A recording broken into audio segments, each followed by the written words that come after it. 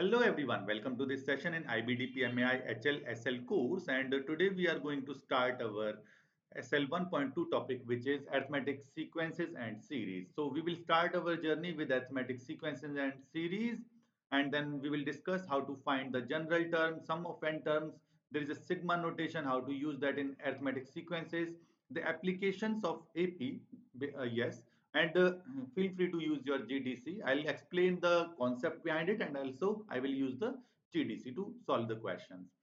And the last, the most important thing, analysis, interpretation, and prediction when a model is not perfectly arithmetic in real life. This is very important one.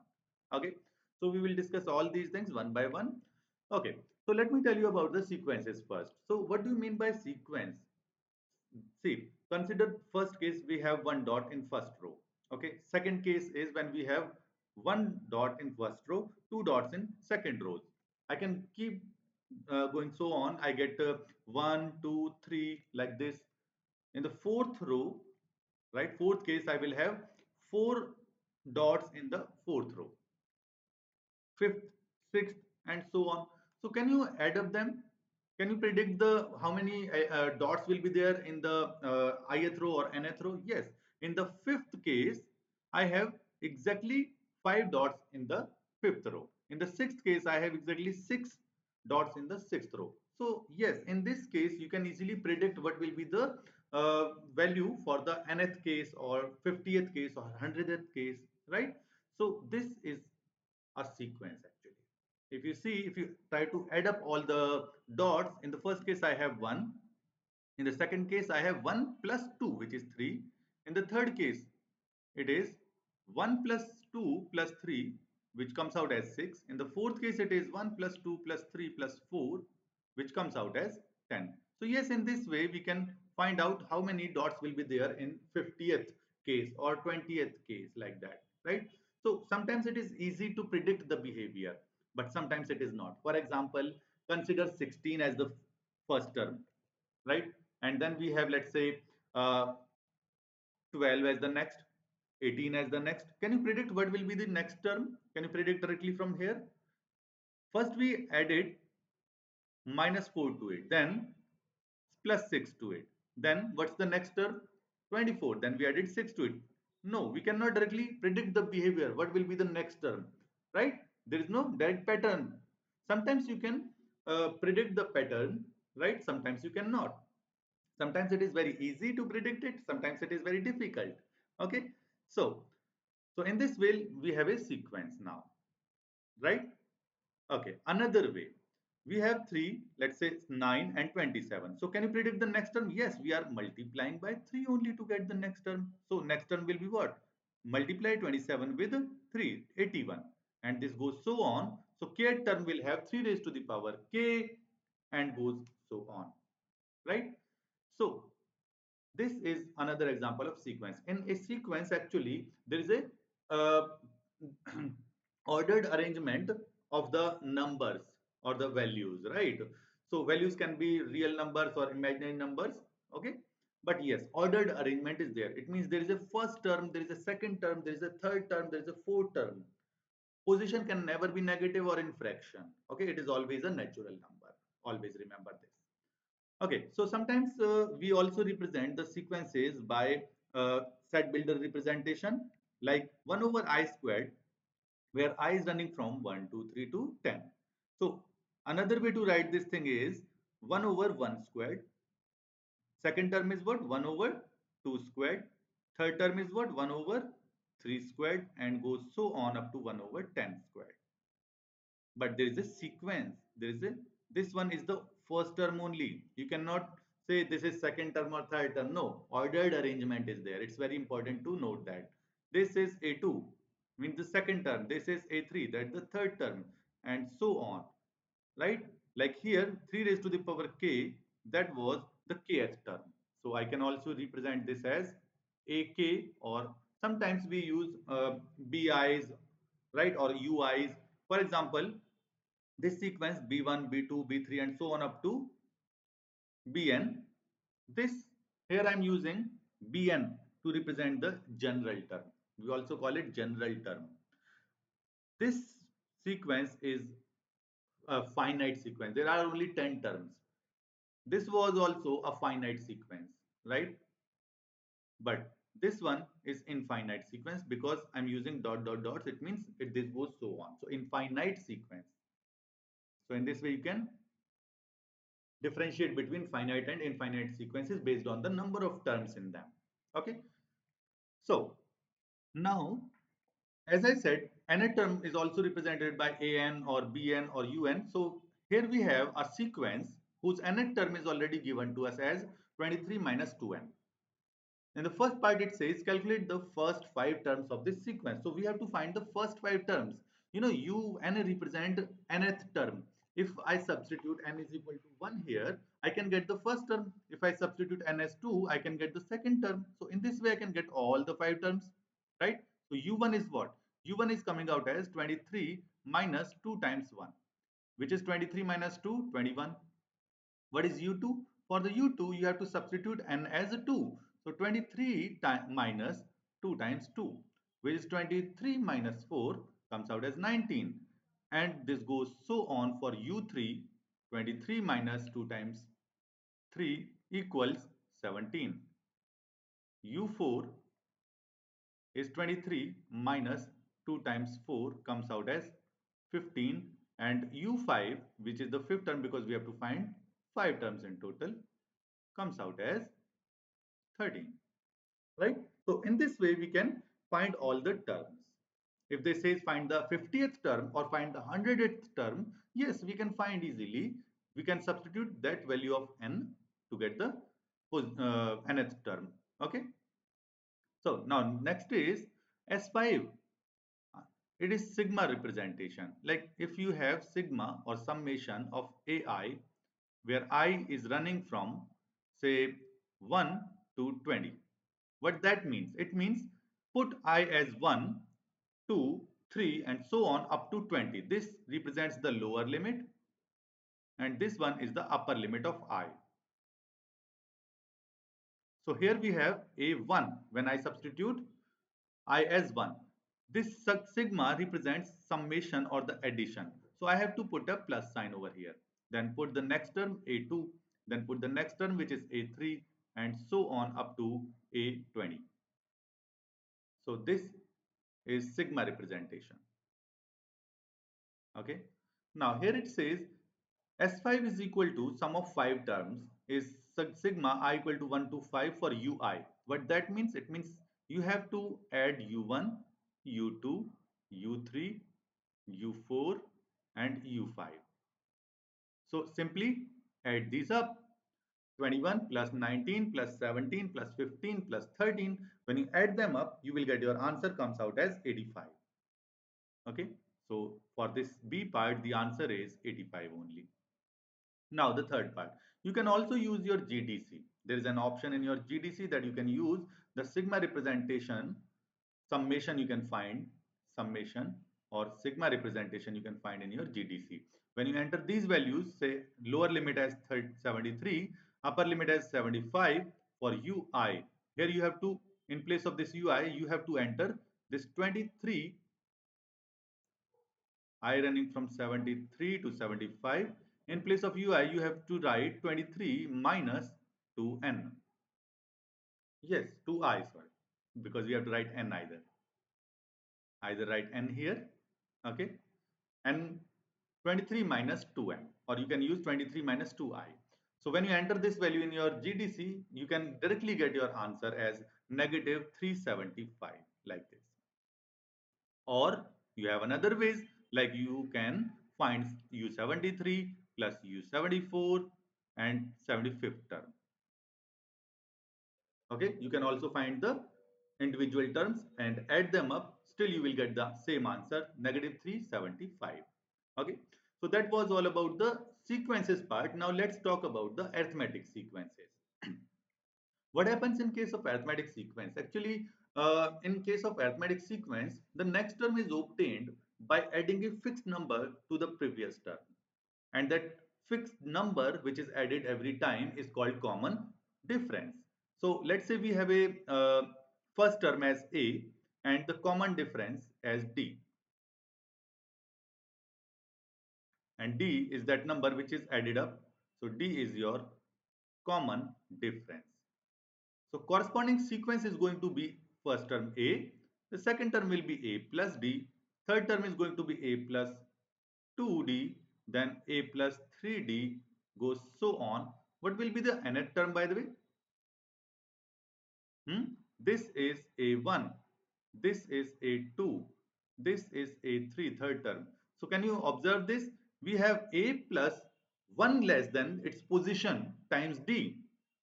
Here in the fourth term I have A plus 3D. Like if I want to calculate the value of A 50th term will be A plus 49 times D.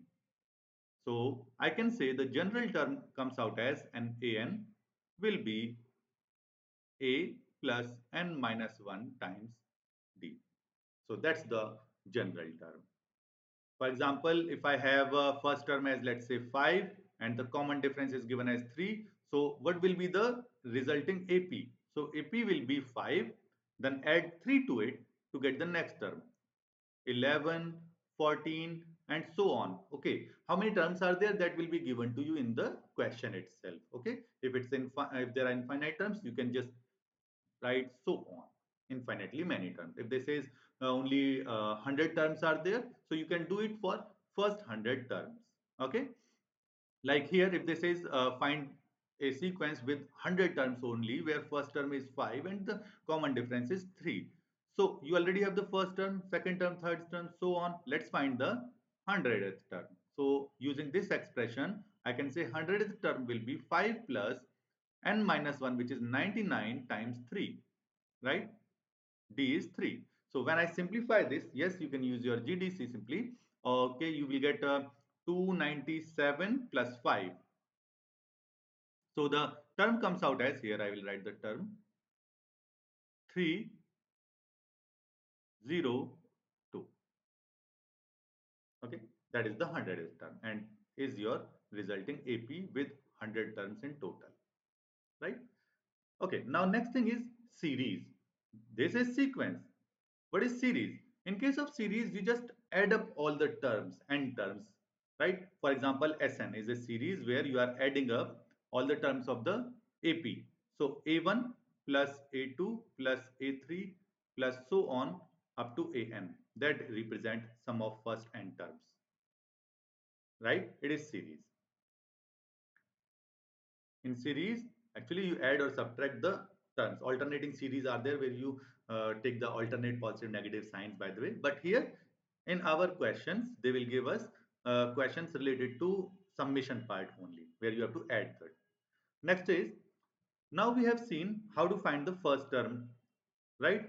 If the first term and common differences are given, how to find the AP, how to find the general term, and the general term formula is what? A plus n minus 1 times D. Similarly, the sum of first n terms of an AP is given by this formula, which is also given in your handbook formula booklet. Sn is given by n by 2 times first term plus last term, or there is one more formula, n by 2 times 2a plus n minus 1 times d. You can use either formula based on given information. For example, here in this case, if they says find the sum of first 100 terms, so what will be the sum of first 100 terms? Simply use this first formula, right? You can use this because you already have the nth term in this case. So that will be 100 by 2 A1, which is 5, plus last term is 302. So when you simplify this, you can get your answer. Or you will get same answer even if you solve n by 2, the second formula, 2 times A, 2 times 5, plus n minus 1, which is 99 times D, which is 3. From both, you will get the same answer. Okay, that will not affect your answer. If the nth term or the last term is given to you, then you can use the first one. This is for arithmetic sequences only. Remember this. Okay, let's solve one more question. It says Adrian's swimming coach is planning his training schedule over 10 days. He tells Adrian to swim 50 lengths of the swimming pool on one day, then increase it by 5 lengths each day. Okay, so now you have to find how many lengths Adrian will swim on 10 days, in 10 days, okay, on day 10. So there is a fixed number, we have to find the fixed position. So it says it starts with 50 first day. Then what will happen next? Second day, it will be 55, 60. Can you see? There is a pattern over here, which is an AP. Yes, I can say this represents an AP because the first term is 50, common difference D is 5, right? So in this way, I will have 10th term here over here. So how can I find the 10th term, which is A10, using the general term formula for AP, right? So A plus n minus 1, which is 9, times common difference, which is of 5, answer. So 50 plus 45 gives 95 as my answer. So 95 lengths is the value he's going to swim on day 10. It's a particular value that he's going to swim on that particular day. So it's a general term. Okay. Here, using the general term formula, we calculated, right, the 10th term basically. Now it says, hence or otherwise, find how many lengths Adrian will swim in total over 10 days. It means they want us to find the sum of all the lengths in those 10 days, right? So they want us to find the S10. So this time you already have the value last term, right? So either you use n by 2 a plus L formula or last term formula, where here we have 10 by 2, first term is what, 50 plus 95. That's it. Just simplify it and you will get your answer comes out as 725 lengths in total. So in these 10 days, he's going to swim total 725 lengths. Answer. One more question. Based on the same, if his coach is planning to increase 5 lengths every day. Now the next part says Adrian plans a training schedule to raise money for charity through online sponsorship and wants to know some facts about his swimming. First part is it says the first day when Adrian swam more than 250 lengths. So what we are trying to find? We are trying to find what is that value of n, right? Where he is going to swim more than 250. I'm not saying exactly 250, right? More than 250. What is that? So here I will start with, if he keeps going on, right? So which day? It means we started with 50, 55, 60, 65, and so on. We are trying to find what is that value where this swimming length becomes more than 250. 250 plus. I'm not saying it is exactly 250 on some day. Okay, let's take more than 250. 250 plus I will say. So what is that particular value of n? So we are trying to find position. So we will use general term formula, right? Okay. So using a plus n minus 1 into d is greater than 250, strictly greater than 250, right? We can solve this one easily. Okay, we can use the formulas or we can use GDC. We can simplify it manually, right? So take this 50 to the other side. We got 5 times n minus 1. Then divide both sides by 5. We will get n minus 1 greater than 40. And now take this 1 to the other side. We will get n greater than 41. Strictly greater than 41. So if n is greater than 41, on the very next day, he's going to swim more than 250 lengths, right? So what will be the answer? The next day will be 20, sorry, next day will be 42, right? On the day 42 of the training, Adrian will swim first time more than 250 lengths. Next part is, second part says find the number of days needed for Adrian to swim more than 5,000 lengths in total. More than 5,000 lengths in total. Again, this time we have to make the sum of n terms more than 5,000.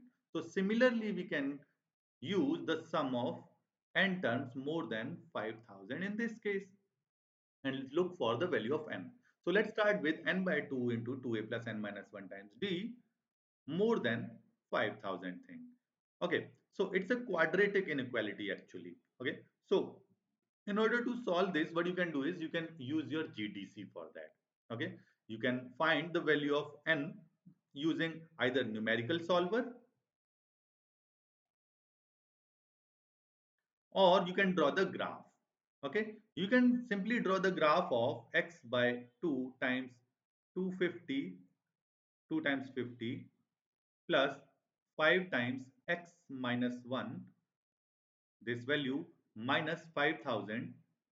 Okay, draw the graph corresponding to this and find that value of n, right, for which this quantity is positive. So find the x intercept basically, and when you solve this you will find the x intercepts comes out as 36.2195 comma 0 on the graph. So just after that, what is that value? 37th value, right? So yes, on the 37th day, he's going to swim his total of 5,000 lengths, right? So in this way, your answer comes out as 37. So either use numerical solver or the graphing calculator to get your answer. But yes, you have to solve this inequality to get the value of n. Okay. Now, so 37 days is the final value. Till you have any doubt or anything you want to ask, feel free to connect with me. Okay. Next question. Do you remember, as I said, we will discuss a question where the model is not perfectly in AP? Okay, that's the question here. It says an experiment was undertaken to investigate the relationship between the length of spring and the mass hanging from it. So here we are dealing with two things. First one is the mass of this and the length of the spring. Okay, now this is the data collected. If the mass is 10, 20, 30, 40, 50, 60, 70, corresponding extension in the spring are these. Now, it is believed that the data is modeled by arithmetic sequences according to Hooke's law. Now it says find an estimate of the common difference. They are not saying find the common difference. This is find the estimate of the common difference by using average of the differences. So let's first find the differences, because I have to check whether it is in AP or not. So for that, the lengths are in AP or not, we can find the common differences. So take the difference of these two. What is that? 4.8 minus 2.4, which comes out as 2.4. Here it comes out as 7 minus 4.8 comes out as 2.2. Here it is 2.5 and so on. So in this way we can find the common differences, but can you see differences are not common every time. 2.4, 2.2, 2.5. So it's not perfectly in AP, but yes, you can say they are very close to each other, right? So in this case what we can do is we can take all the common differences and find their mean value or the average value, and we can consider that average value as the common difference D for us. So for that, you know how to find the mean value, sum of all the observations. So I will add up all the common differences, all the differences divided by total number of differences. So in this way I can proceed to find the differences first. The differences are 2.4, 2.2, 2.5, 2.3, 2.4, 2.2 and 2.5.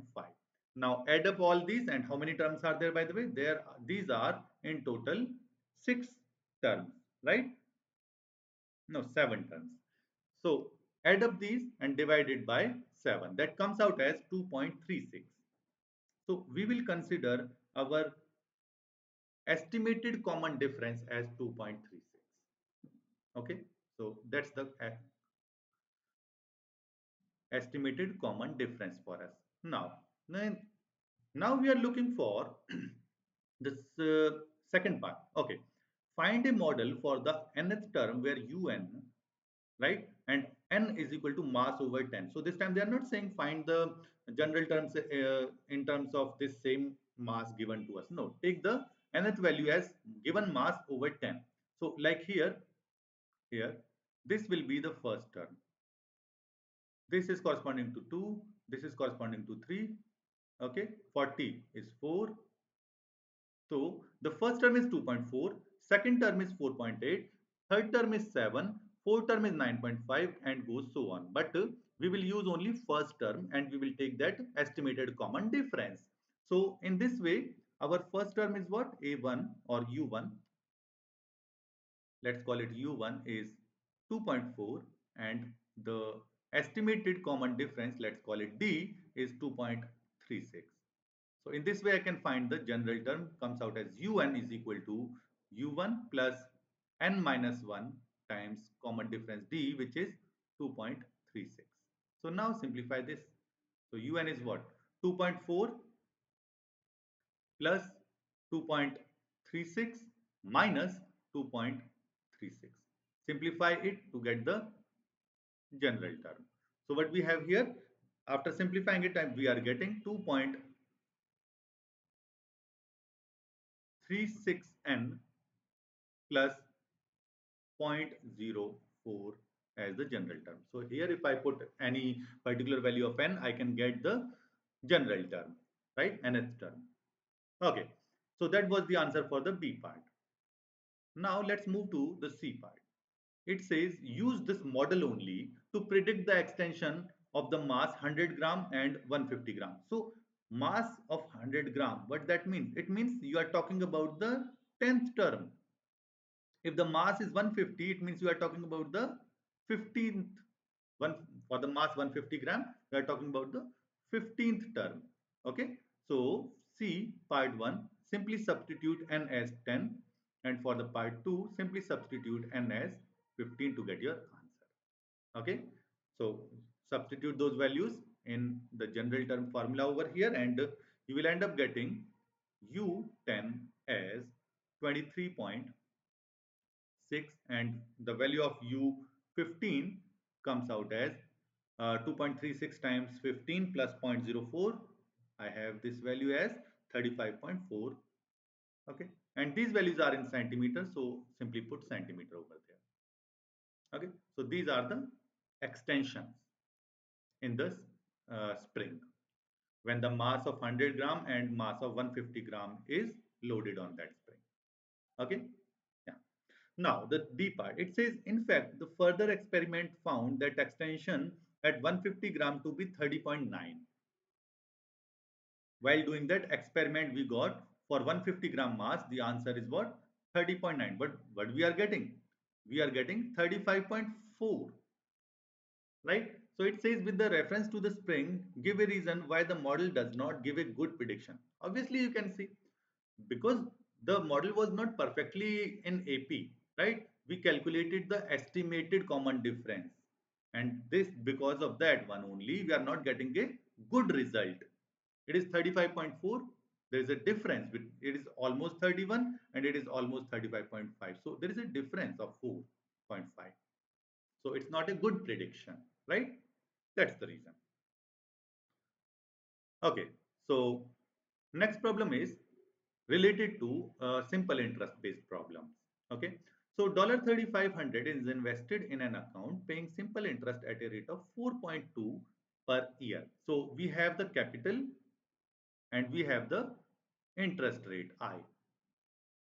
Interest is added at the end of each year. Calculate the amount of money in the account after 6 years. So I think you already know about this, that the amount is given by an AP.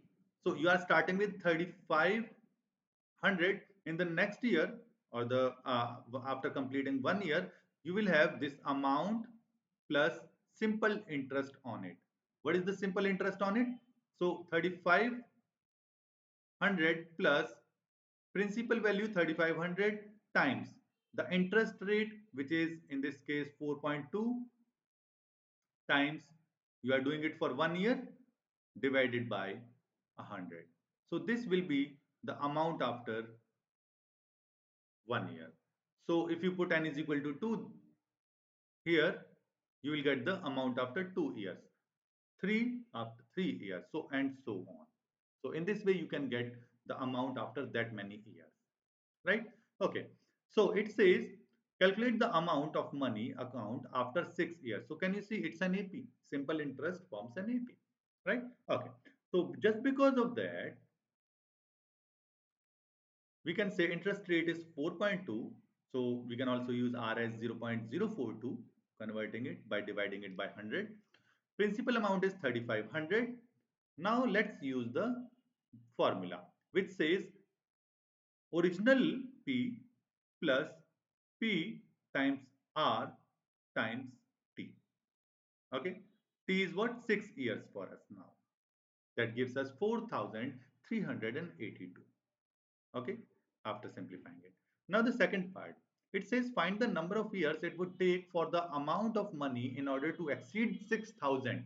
So we are looking for that value of n for which this an value, okay, where we know the an is given by this 3500 plus that interest part, which is 3500 times 0.042 times n, which is NAP.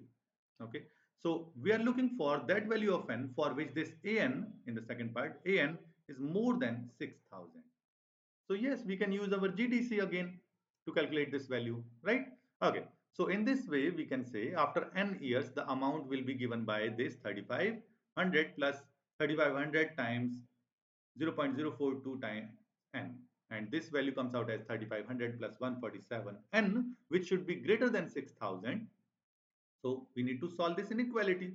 So take this 3500 to the other side and divide by 147, right? So you can all, as I said, you can use the GDC also. So simply you can use your GDC to get this value. You can draw the graphs for both left side and right side and find their point of contact. So this time I'm getting their point of contact as this is the line y equal to 6000 and this is the line y is equal to 3500 plus 147x. Their point of contact is 17 comma this 6 e raised to the power 3, right? 6 times 10 raised to the power 3. Okay, so we can say n comes out as greater than 17.6. Okay, now next. Here, what we have, wait, that point is not, wait, these are not the xy coordinates.